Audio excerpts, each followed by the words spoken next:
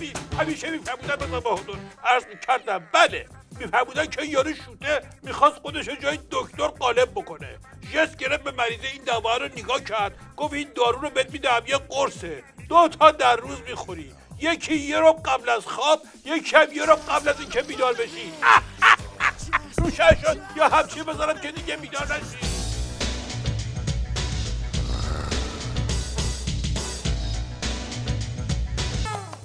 قربونت برم تو استراتژی که 50 تا راه نداری.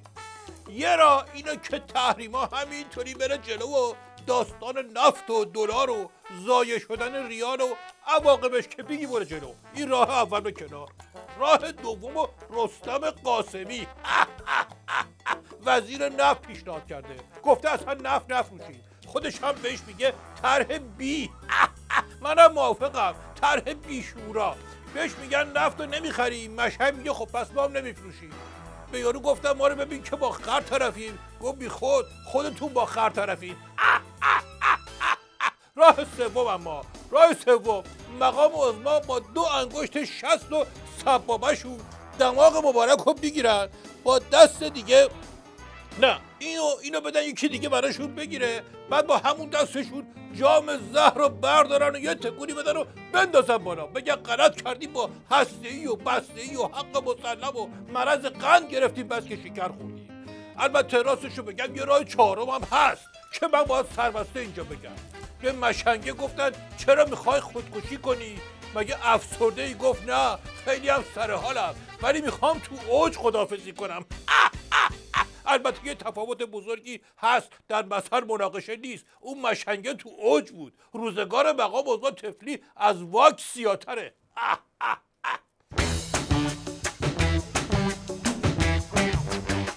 چرا پیشنهاد مذاکره اتمی ما رو قبول نمیکنن؟ چرا به حرفمون اعتماد نمیکنن؟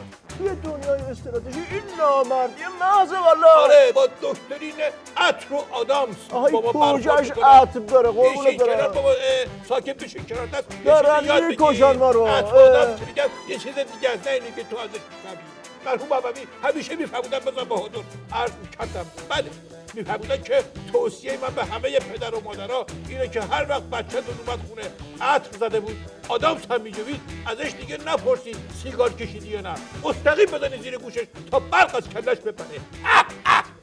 روشن شد یا همچی بذارم که برق از نزن دکتر. اگه هدف فهموندن بود فهمیدم. اگه هدف تولید برق داشتین فیوز پروندم جون تو.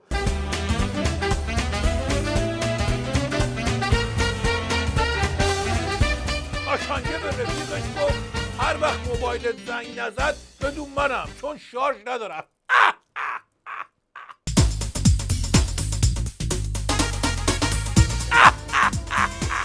خلاصه میخوام بگم که مقام عظما حالشون در مجموع گرفته است و رفته تو شیشه. چند روز پیش همه رو جمع کردن تو کلاس استراتژی ما و خودشون هم اومدن بازدید.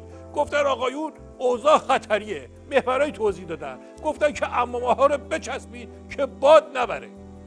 آقای دکتر اگه موافق باشید پیرامون همین محورهایی که توسط مقام معظم رهبری هم مطرح شده در این بازدید یه گفتگویی داشته باشیم. من که بهت سربسته گفتم وضعیت پتال خب بفهم دیگه. مواردش هم که برات شمردم دیگه چه گفتگویی بکنی؟ خب آقای دکتر اگر این موارد رو جداگانه توضیحاتش رو هم بفرمایید ممنون میشم. شما میشین اختیار دارین. میش چیه؟ شما گرگ کمتر نیستی. یه نگاه اجباری به خودت بکن تو آینه. ضمن ما گرگ ندیده بودیم اینقدر پپه و از مرحله پرد. دارم میگم جای وایسادن نداره ولش کن نرو تو این بحث. اگه اجازه فرمایید یه ذره بیشتر روش بحث بشه. تو چرا حرف حالی نیست؟ بحث همینی بود که کردم دیگه. از این بالاتر چیزی این گوشه گوشه ها ندارم که بهت بگم. مرحوم ابوی همیشه میفرمودن بزن بهادر عرض کردم بله میفرمودن که یه یارو شوته بود رفتن بهش گفتن که نگاه کن بابات مرده فردا هم خاکش میکنم. گفت غلط نکنم یه چیزی شده شما نمیخواین به من بگید.